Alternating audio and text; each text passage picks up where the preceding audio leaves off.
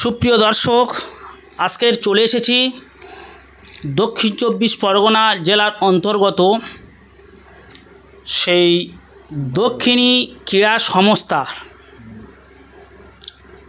স্থান কৃষ্ণচন্দ্রপুর, থানা মথুরাপুর, জেলা দক্ষিণ চব্বিশ পরগনা, পশ্চিমবঙ্গ রাজ্য। তো দক্ষিণী ক্রীড়া সংস্থা একটা দক্ষিণ চব্বিশ পরগনার একটা উল্লেখযোগ্য ক্রীড়া প্রতিষ্ঠান কেন্দ্র।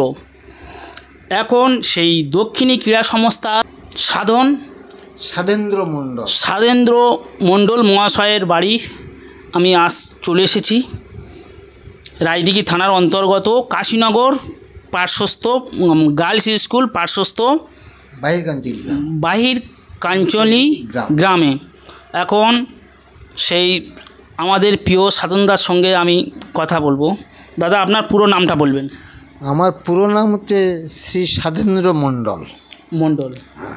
আপনার বাড়ির অ্যাড্রেসটা? আমার বাড়ি বাহির কাঞ্চলি, পোস্ট কাশীনগর, দক্ষিণ চব্বিশ পরগনা। থানা রায়দিঘি থানা। আপাতত আগে ছিল আমাদের মথুরাপুর থানা, এখন রায়দিঘি থানা হয়েছে। আচ্ছা, তো আমার তো 82 হয়ে গেছে, 82, যার জন্য থানা আমার। আচ্ছা, আপনাদের এক সময় মথুরাপুর থানা ছিল? হ্যাঁ। আচ্ছা, এবং হসপিটালও সেই মথুরাপুর থানার অন্তর্গত। আচ্ছা, তো আমরা জানি যে দক্ষিণী ক্রীড়া সংস্থার আগামী 5ই মে বার্ষিক সাধারণ সভা রয়েছে, তাই না? হ্যাঁ, বার্ষিক সাধারণ সভা 5ই মে রবিবার রয়েছে। ওটা হচ্ছে সকালবেলা হচ্ছে রেফারিয়েশনের মিটিং। আচ্ছা, ওটা হচ্ছে এজিএম এর মিটিং। আচ্ছা, আর বিকেল 4টে হচ্ছে ওই স্পোর্টস অ্যাসোসিয়েশনের মিটিং। আচ্ছা, তো দক্ষিণী ক্রীড়া সংস্থা কত সালে স্থাপিত হয়েছিল একটু বলবেন? ওই সম্ভবত 1960 এরকম হয়তো। তার আগে থেকে আমরা প্রিপারেশান নিয়েছিলাম। যারা যে ভদ্রলোক আমাদের সঙ্গে ছিলেন তারা তো আর নেই, জীবিত নেই, তারা সম্মান দিয়েছেন। কাদের আকার ইঙ্গিতে এই দক্ষিণী ক্রীড়া সংস্থা স্থাপিত হয়েছিল? বিশেষত একজনের নাম বলি, হরিসাধন বাবু। আচ্ছা, হচ্ছে খানাপুরের হেডমাস্টার সাহেব। আচ্ছা, আদম ছবি মণ্ডল, উনি এই স্কুলের টিচার। জ্যোৎস্না রঞ্জন মণ্ডল, এই বাহির কাঞ্চলিতে বাড়ি জ্যোৎস্না রঞ্জন মণ্ডল। আচ্ছা, রমেশ মণ্ডল। আচ্ছা, কৃষ্ণচন্দ্রপুরের ছিল মিহিরবাবু ছিলেন মশাই। আচ্ছা, গোপালদা ছিলেন। আমি ওদের রতন মণ্ডল, আচ্ছা, মানে দেবুর বাবা, এখন যে সেক্রেটারি দেবুদা, আচ্ছা, তার বাবা ছিলেন। আচ্ছা, প্রথম উদ্বোধনী আমরা যা করেছি। আচ্ছা, আমি আমাদের এখন বর্তমান যিনি সেক্রেটারি দেবুদা, ওনার বাবা, ওর বাবা মানে প্রতিষ্ঠিত প্রতিষ্ঠান হওয়ার পেছনে অনেক ভূমিকা ছিলেন। আচ্ছা, আর আমি ওদের সঙ্গে প্রথম, আমি তখন খেলোয়াড়, আমি তখন এতে খেলছি জুনিয়র বেঙ্গলে খেলবো। আপনার তখন বয়স কত? আমার বয়স তখন 18 হবে। 18 হবে? হ্যাঁ। আচ্ছা, তখন আপনি আপনি কি খেলা সব থেকে বেশি ভালোবাসেন? আমি ফুটবল। হ্যাঁ, ফুটবল। কিন্তু আমার মন প্রাণ শরীরের মধ্যে শুধু ফুটবলের চিন্তা ভাবনা, অন্য কিছু নেই। ফুটবলের সেরকম কিছু একটা জায়গায় গিয়ে পৌঁছেছিলাম। আচ্ছা, আমার দুর্ভাগ্যবশত আমি তখন দিল্লিতে খেলছি। দিল্লি থেকে? হ্যাঁ, দিল্লিতে জুনিয়র বেঙ্গলের চান্স পেয়েছিলাম। ন্যাশনাল গিয়েছিলাম। আচ্ছা, কিন্তু সে 71-72 সালের গল্প। তখন আমার ডাক্তার বললো, এত ভালো প্লেয়ার কলকাতা থেকে এসেছে, এরকম হচ্ছে কেন? 2-3 দিন খেলার পরে। আচ্ছা, তখন সেখান থেকে সঙ্গে আমাকে কলকাতা পাঠিয়ে দিলেন। আচ্ছা, যে দেখলো যে আমার ডাক্তারের দেখালাম, দেখে বলছে গলস্টোন হয়েছে, অপারেশন করতে হবে এক্ষুনি।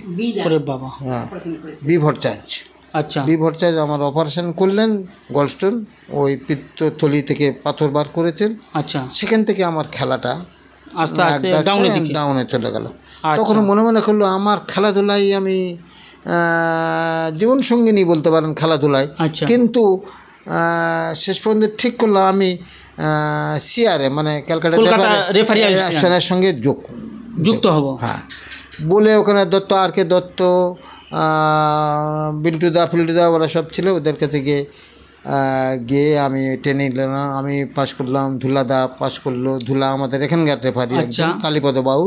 আচ্ছা, আমরা ওখানে রেফারি করেছি, বহু বছর ধরে রেফারি করছি কলকাতার মাঠে। আপনি বহুদিন ধরে রেফারি করেছেন? হ্যাঁ। আচ্ছা, রেফারি করার পর এবারে আমি একটা চিন্তা ভাবনা, আমার ভাইপোরা যখন একটা দল তৈরি করছে, এখানে একটা অ্যাসোসিয়েশন তৈরি করছে, দক্ষিণী ক্রীড়া সংস্থার ছেলেপুলেরা খেলাধুলা করবে না, বদমাশি করবে, এথায় যাবে ওথায় যাবে, যার জন্য কৃষ্ণচন্দ্রপুরে একটা সংস্থা তৈরি হলো। সেটা হচ্ছে দক্ষিণী ক্রীড়া সংস্থা নাম দেওয়া হলো। আমি কিন্তু ওদের তল্পি বাহু, মানে খাতাপত্র বইবে ওদের সঙ্গে যেতাম, গিয়ে কোনো মাঠে গিয়ে বসে সেই মিটিং করতাম, ওই আদমবাবু ওই সবাই মিলে। মানে এই প্রতিষ্ঠানটি তৈরি হয়েছে আপনার চোখের সামনে? আমার চোখের সামনে, আমি সঙ্গে ছিলাম, সঙ্গে একেবারে সঙ্গে, মানে ভূমিকায় এসেছি।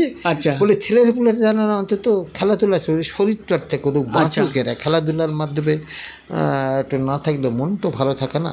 আচ্ছা, যাই হোক, ওরাই ঠিক করলে। তার পরবর্তীকালে আবুল বাবু এলেন, দেবাশিস বাবু এলেন, এরা দেবু এলেন, হ্যাঁ এরা সবাই এলেন, গোপাল বাবু এলেন, মনোজ বাবু এলেন, এখনকার টিচার মনোজ বাবু, চন্দনবাবু এলেন, সবাই এসেছেন। আচ্ছা, কিন্তু আমাকে ওরা ছাড়তে চাচ্ছে না। আমি বলি আমার বয়স হয়ে গেছে, এবার আমাকে ছেড়ে দিন। বলুন না, তুমি ছেলে তো সংস্থা উঠে যাবে, এইরকম একটা কথা। মানে সবাই বুঝতে পেরেছিল যে সাধনদা না থাকলে আমরা প্রতিষ্ঠান চালাতে পারবো না।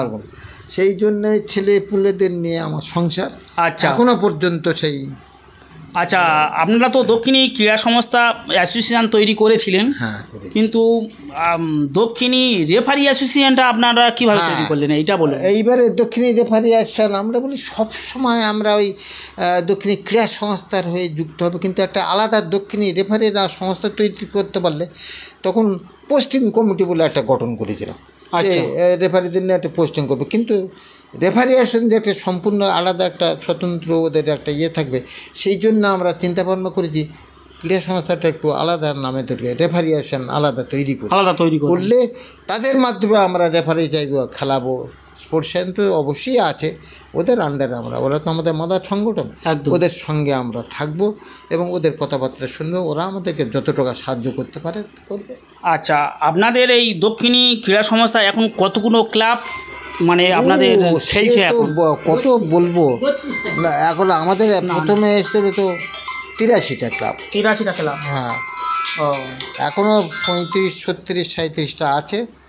আচ্ছা, এবং এবারে আবার জুনিয়র বেঙ্গল কী বলে সাব জুনিয়র ওই যে টিম একটা আছে।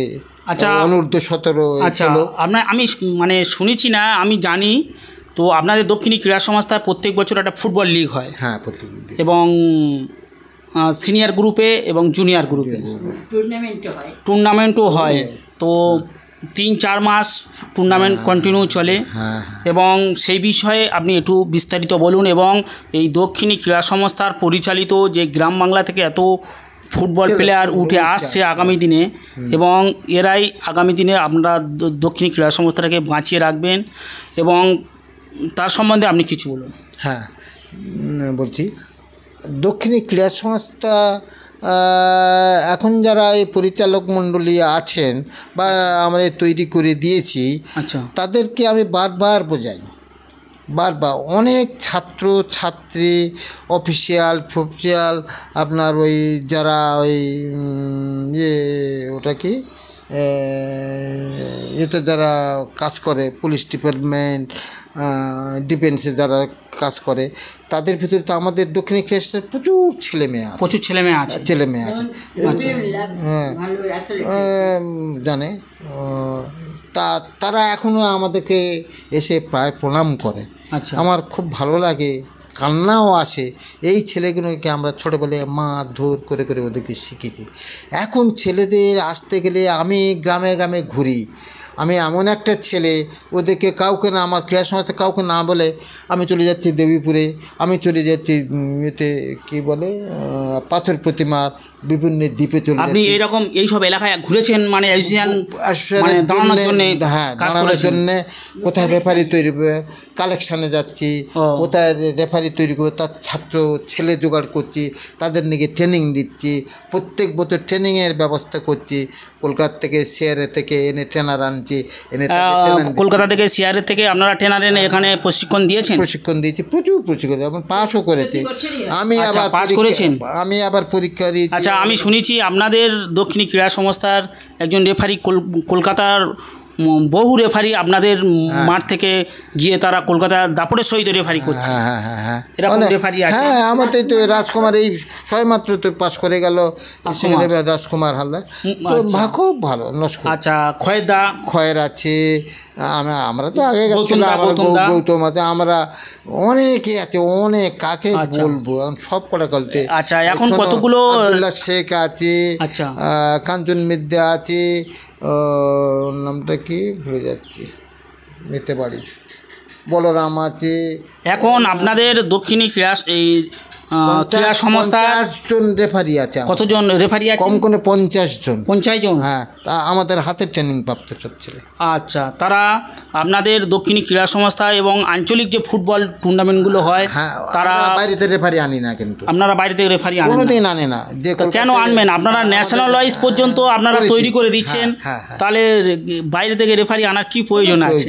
কোনো প্রয়োজন। তাহলে আপনারা তো আঁতুড় ঘর করে রেখেছেন। হ্যাঁ, আঁতুড় ঘর করে রেখেছি, প্রত্যেক বছর সেই ঘরেই আমাদের হবে। সেই ঘরে থেকে প্লেয়াররা উঠছে এবং রেফারিরা উঠছে।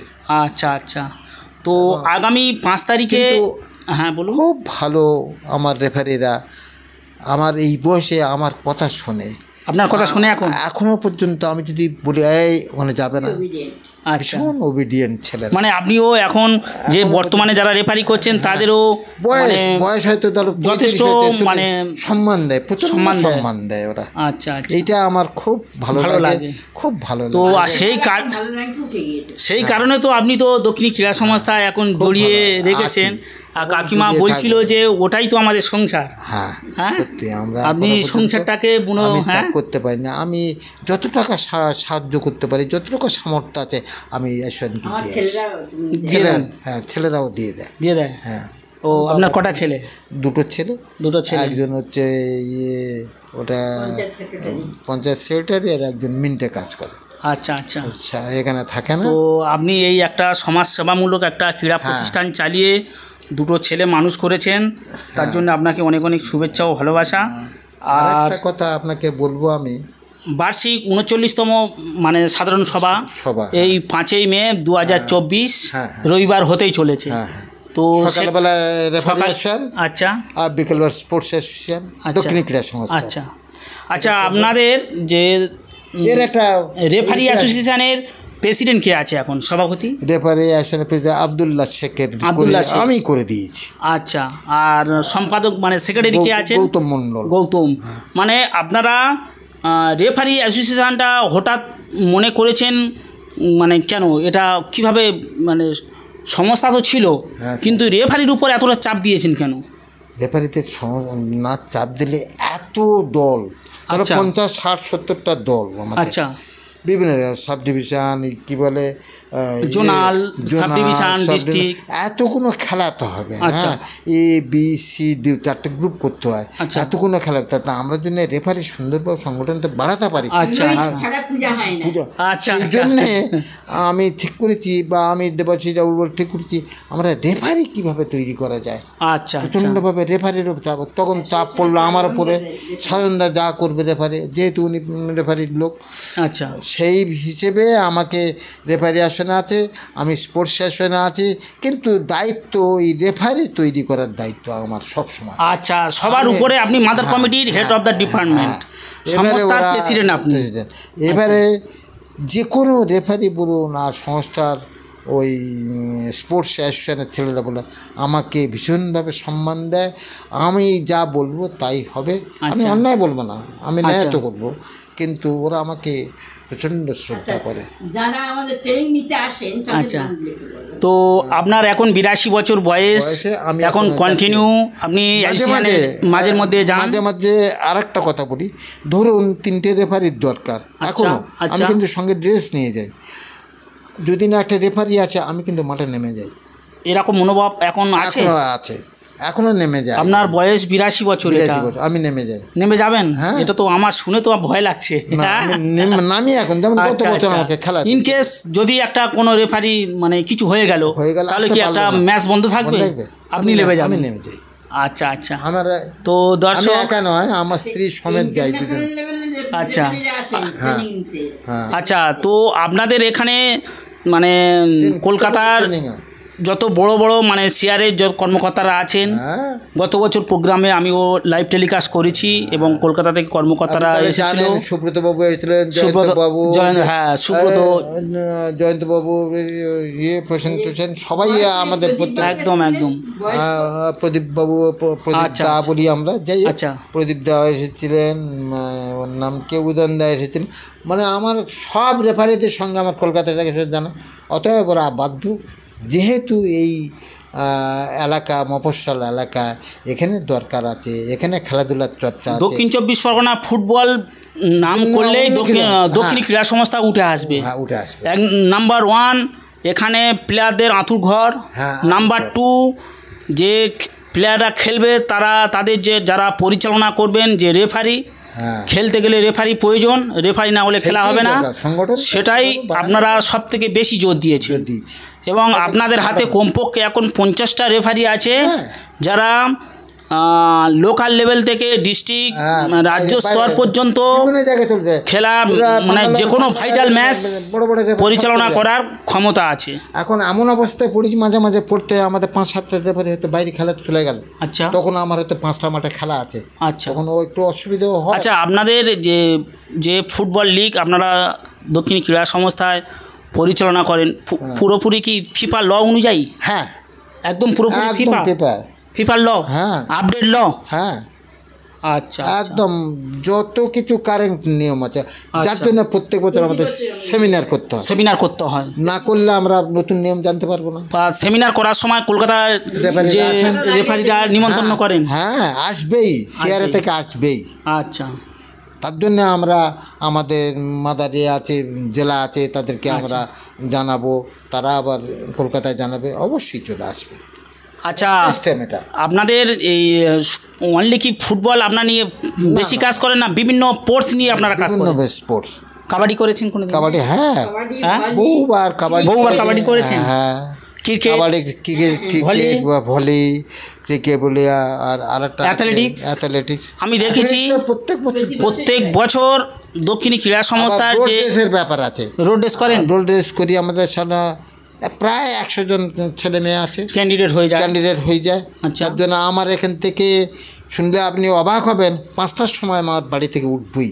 5টার সময় উঠে সেই কৃষ্ণচন্দ্রপুর থেকে চলে যাব, সেখানটা আমরা দুজনে যাবো, আমার দুজনেই যাবো, স্বামী চলে যাই দুজনে। আমার তো করতে বলতে স্টার্টিং, আমি শুনছিলাম কাকিমা ওই আইসিয়ানের মেম্বার, এবং মানে কাজকর্মের দিক থেকে অনেকটা সহযোগিতা আপনার করেন, এবং মাঝের মধ্যেও কোনো অনুষ্ঠানে স্পোর্টস অফিসিয়াল।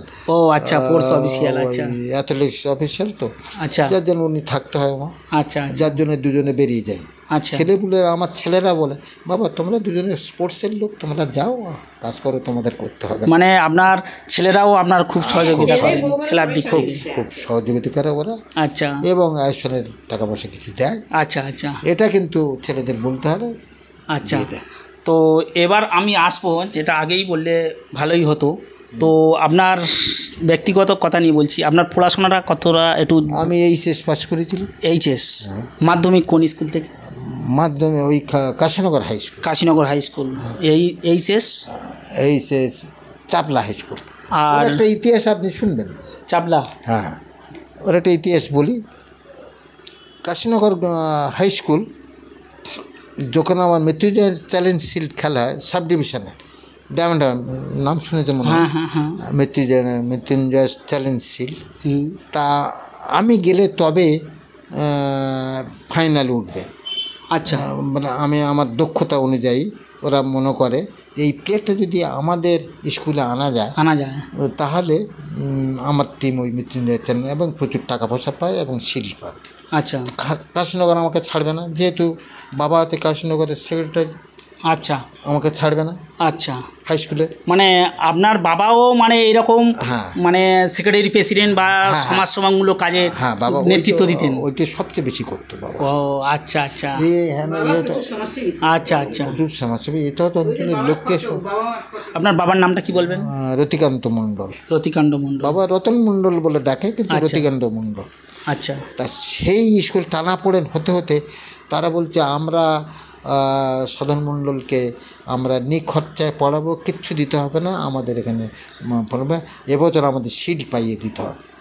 আচ্ছা। বলে আমি ওখান থেকে ছাড়বে না, তারা বললেন না না আমরা ছেড়ে দেবো না, আমাদের সিল নিতে হবে। একটা স্কুলের একটা সুনাম, বিশেষ করে ডাউনটাউন সাব ডিভিশনের মধ্যে বাধ্য হয়ে সেখানে চলে যেতে হলো। ওরা আমাদেরকে খুব ভালো বলে সেখানে হোস্টেলে থেকে পড়াশোনা করাবে। এইভাবে গিয়ে আমরা সে বছর দিকে সিট পাইয়ে দিচ্ছি, আর সেই বছর সিটটা আমি পাস করেছি ওখান থেকে। আচ্ছা আচ্ছা। তার আগে আমি কিন্তু আচ্ছা, কলেজ লাইফ? কলেজ লাইফ ওই ইয়েতে। কোন কলেজ? ওই ওটা কি চারুচন্দ্র। চারুচন্দ্র, কলকাতা বালিগঞ্জ চারুচন্দ্র কলেজ। আচ্ছা, তো দর্শক আপনারা শুনছিলেন দক্ষিণী ক্রীড়া সংস্থা কৃষ্ণচন্দ্রপুর থানা মথুরাপুর, সেই দক্ষিণী ক্রীড়া সংস্থার এখন তাহলে প্রেসিডেন্ট কে আছে? এখন দক্ষিণী ক্রীড়ার প্রেসিডেন্ট হচ্ছে দেবাশিস পুরকাইত রয়েছে, ওকে করে দিয়েছে। আচ্ছা আচ্ছা। আর সেক্রেটারি দেবু। আচ্ছা আচ্ছা, কিন্তু আপনাকে তো এখন প্রেসিডেন্ট হিসাবে তো সম্মানিত করে এবং বিভিন্ন অ্যাওয়ার্ড ফ্যাওয়ার্ড দেওয়া বা বিভিন্ন সাংগঠনিক কাজে আমাকে সব ইয়ে করে, সহযোগিতা করে। আচ্ছা। আর যা কিছু করুক স্পোর্টস সায়েন্স বলে রেফারে না, আমাকে না জানি ওরা কোথাও কিছু করতে পারবে আর কোথাও মানে একটা কথা এগিয়ে যেতে পারবে না। এইটাই ওদের হচ্ছে, আমাকে ভীষণভাবে সম্মান দেয়। আচ্ছা। যে লোকটা প্রতিষ্ঠাতা, যে প্রতিষ্ঠা আমাদের চালিয়ে যাচ্ছে, তার মানে অদম্য যে ভালোবাসা এই সংস্থার মধ্যে আছে। আচ্ছা। তাকে আমরা সব কিছু করি। আচ্ছা, তো এবছর আপনারা লিগ তো চালু করবেন? হ্যাঁ। তো এবছর কতগুলো ক্লাব মানে খেলবে? আমরা আগামী কি 5 তারিখে মিটিং হয়ে সেটা কি সিদ্ধান্ত হবে? তারপর সপ্তাহে খেলা হবে। তাহলে আপনারা মে মাসে খেলা চালু করবেন? হ্যাঁ, সামনে ইলেকশন, আপনারা কিন্তু জাস্ট ইলেকশন যদি 4 তারিখে যদি ইলেকশন ঘোষণা, তার 5 তারিখ 7 তারিখে খেলা আরম্ভ করবেন। হ্যাঁ, অবশ্যই। এখন আপনাদের সঙ্গে কতগুলো ক্লাব রেডি আছে এখন? আমরা আগের গত বছর তার আগে 83টা ক্লাব ছিল। 83টা ক্লাব। 83 ক্লাব। আচ্ছা, এত সংগঠনের ক্লাব, বিভিন্ন এত ক্লাবের সঙ্গে আপনারা হেড অফ দ্য ডিপার্টমেন্ট এই দক্ষিণী ক্রীড়া সংস্থা? হ্যাঁ, 5টা-6টা থানা এরিয়া মিলিয়ে আপনারা কাজ করেন।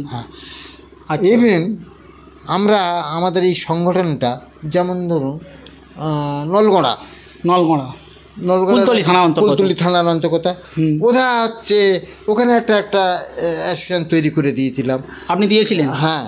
মানে আপনার আমি যা বুঝতে পারছি, ছোট থেকে নেশা ছিল যে খেলাধুলার প্রতি, মানে সমাজের প্রত্যেকটা বিন্দু থেকে আমি ছড়িয়ে দেব এবং সংগঠন ওয়াইজ কাজ করে মানে নিজ থেকে প্লেয়ার তুলে আনার কাজ হলো দক্ষিণী ক্রীড়া সংস্থার কাজ করলাম। আচ্ছা, পাথরে করেছি, পাথরেও সংগঠন করেছে? হ্যাঁ। আচ্ছা, ওখানে করে 15-16টা দল হয়েছে ওখান থেকে। আচ্ছা, ওখান থেকে সিস্টেম আমাদের কীরকম, ওখান থেকে ওই দলটা লিগ খেলে যে উঠবে, সে এসে আমাদের ক্রীড়া সংস্থায় তারা এসে খেলবে। আচ্ছা, ওদিক থেকেও ঠিক থেকে পাথর থেকে তারা সঙ্গে এখানটা খেলবে। আচ্ছা, আমরা যেমন এখানে আমরা যার যে প্রেস টিম হচ্ছে, তারা বাড়িপুরে আসলে আমাদের উপরে মহলে চলে যাচ্ছে। আচ্ছা, তারা এতে যাচ্ছে, ন্যাশনাল যাচ্ছে। সেইভাবে আমরা চিন্তা ভাবনা করে আমরা করেছি। তাতে খুব ভালো সাড়া পেয়েছে। কিন্তু মাঠের এত অভাব, মাঠ নেই একটা মাঠে। যেমন ধরুন হাই স্কুলের মাঠ ভিন্ন কোনো মাঠ নেই, এবং তার মাটি পড়ে তার স্কুল বাড়াতে গিয়ে খেলাধুলা আমরা মাঠ পাচ্ছি না, যে আমরা খেলাধুলার সংগঠনটা বাড়াবো না 10টা টিমের কাছে যাব। মাঠ কোথায় মানে আমরা সবসময় প্রথম থেকে মাঠের জন্য আমরা হাহাকার এবং পিছিয়ে রয়েছি সব সময়ের জন্য মাঠের জন্য পিছিয়ে। আগে এত অভাব ছিল না, এখন অভাবটা বেড়েছে। আচ্ছা, আপনাকে একটা কথা বলি আমি, যে আজকের আগে আপনাদের সময়ে থেকে এখন ছেলেমেয়েরা খেলামুখী মাঠমুখী হচ্ছে না কেন? এর মূল সমাজের কারণটা কি?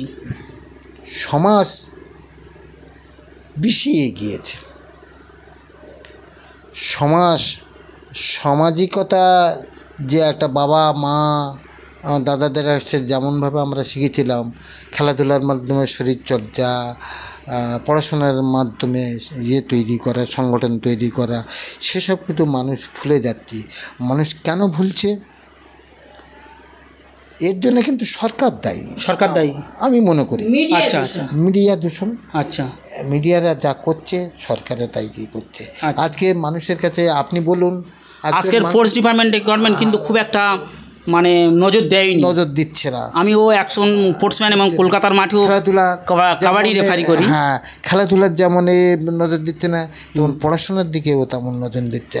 আমার মাঠ নেই, আমি কিছু মাঠ নেই, আমি যে একটা ছেলের নিয়ে গিয়ে সেখানে ট্রেনিং দেবো, প্র্যাকটিস করাবো, সে মাঠ নেই।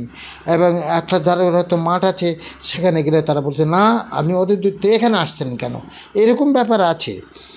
সেই জন্য বলছি এর জন্য আরও দরকার হচ্ছে বাবা মায়ের একটা যে ছেলে মেয়েদের প্রতি ভালোবাসা, তাকে মাঠমুখী করা, সেইটা কিন্তু ছেলে মেয়ের বাবা মার কাছে।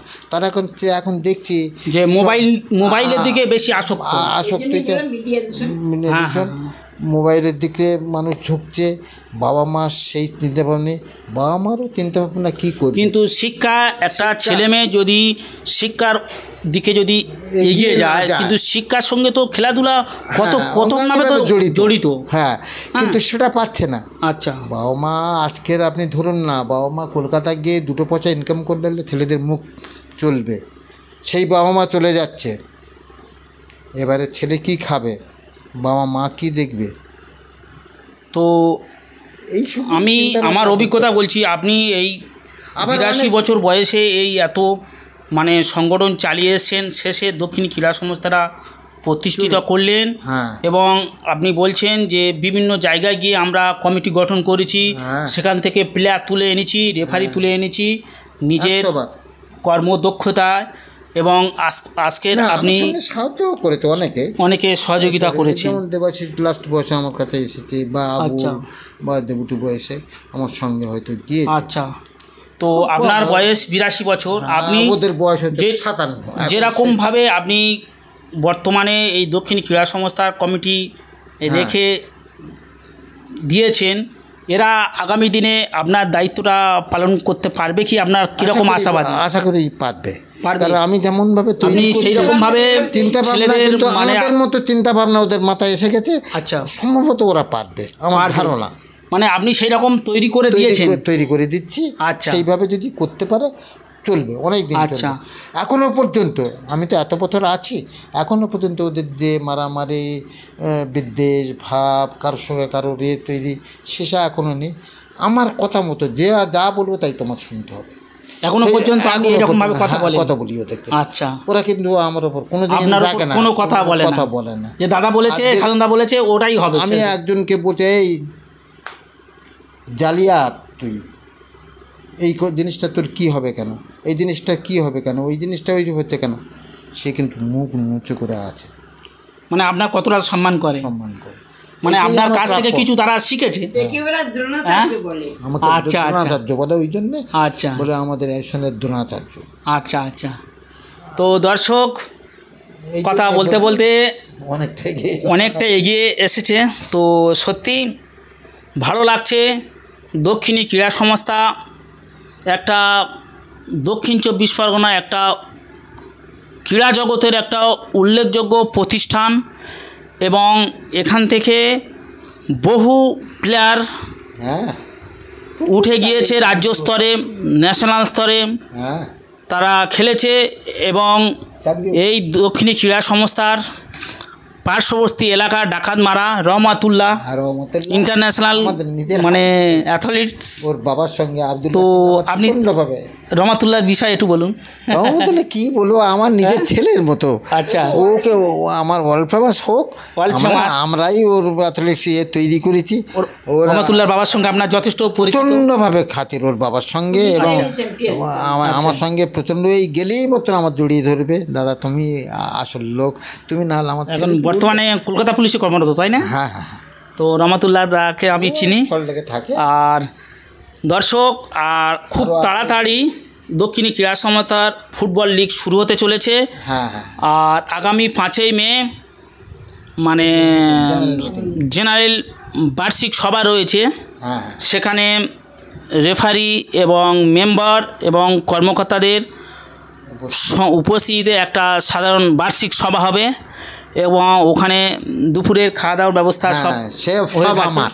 আপনি সব ম্যানেজমেন্ট করেন ম্যাক্সিমাম। আচ্ছা আচ্ছা। ছেলেরা সব দিয়ে দেয়। আপনি এতটা উজাড় করে দিয়েছেন। হ্যাঁ। তো আপনি চলে গেলেন, আমরা মানে কি করে চালাবো? চলে যাবে। আমি তো জুনিয়র রেফারি, ফুটবল রেফারি হিসাবে আপনাদের কাজ করছি এবং আপনার সঙ্গে এর আগেও চিনতাম এবং 2 বছর খুব ভালোভাবে খুব কাছাকাছি থেকে চিনি। আর বুঝতে পারছেন আপনাদের প্রিয় দাদার বাড়ি আমি চলে এসেছি। আর ঠাকমা রয়েছে, ঠাকমার সঙ্গে আমি একটু কথা বলবো। সত্যি উনিও এক ফোর্সম্যান। হ্যাঁ বলুন। একটার সঙ্গে একটা কথা বলি, আমি সবচেয়ে বেশি ভালোবাসি যারা অবহেলিত তাদেরকে কিভাবে মানুষ করা যায়। আপনি অবহেলিত প্লেয়ারদের পাশে মানে সব সময় থেকেছি এবং নিজের অর্থ দিয়ে কি তাদের কাছে অনেকবার দাঁড়িয়েছেন? হ্যাঁ, রেফারি তৈরি। কার বুট নেই, আচ্ছা ঠিক আছে নাম তোর ব্যবস্থা, আমি যত টাকা পারি। তখন আমার আর্থিক অবস্থা খুব খারাপ, তবুও আমি বলি এই নে, আচ্ছা এই বুটে তোর আমি দিচ্ছি, কিনে দিচ্ছি, আমার পাটটা তুই নিয়ে খেল। আচ্ছা, আমি পরে কিনে নেবো। আপনি এরকম সহযোগিতা করেছেন? এইরকম করতাম। বাবা প্রচন্ড দানি লোক ছিল। আচ্ছা, তো দর্শক মুসলিমদের বাবা প্রচন্ড ভালোবাসতেন। আচ্ছা আচ্ছা। আর সেই তো আমি তো কাশীনগর থেকে, ওখান থেকে মানে কৃষ্ণচন্দ্রপুর পর থেকে জিজ্ঞেস করে আসি, 20 জনার জিজ্ঞেস করেছি ভাই নামে আপনাকে চেনে। আমি তো শুনে অবাক, এই কাশীনগর গ্রাম থেকে এতটা গ্রামে ভিতরে এসে আপনার বাড়ি এসে আমি বাইক নিয়ে আসছিলাম, যাকে জিজ্ঞেস করি যে আপনার ভাই নামে চেনে এবং কিভাবে আসতে হবে সেরকম নির্দেশ করে দিলেন। আমি ভাবছিলাম সাধনদা এরকম মানে এলাকার প্রভাবশালী লোক, এটাই আমি ভাবছিলাম। বিশেষ করে মুসলিমদের আমার প্রত্যেকের বাড়ি আমি খাই। আচ্ছা, আমি জাত বিচার মানি না। আচ্ছা, এটা ঘটনা জাত আচ্ছা বিচার মানি না। আচ্ছা আচ্ছা। আমি আমার সবাই আমার সমান, সবাই আমার ভাই, সবাই বোন। আমি এইটাই আমার চিন্তা ভাবনা। আচ্ছা, তো ধন্যবাদ। তো সাধনদার সঙ্গে কথা বলে খুব ভালো লাগলো। আর খুব ভালো থাকবেন আপনি। আপনি এখানে বসেন, আপনার সঙ্গে একটু কথা বলবো এখন, ঠাকমার সঙ্গে একটু কথা বলবো।